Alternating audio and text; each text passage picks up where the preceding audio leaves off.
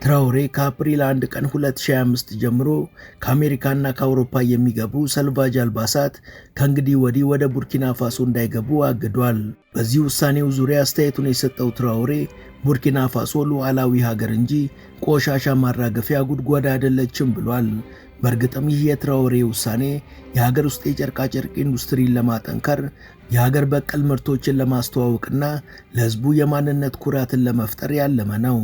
ከዚህ ባሻገር እነዚህ አሮጌ አልባሳት በኬሚካል ተበክለው ሰዎችንም ሆነ አካባቢን ሊበክሉ ስለሚችሉ አለመጠቀማችን የግድ አስፈላጊ ነው ብሏል።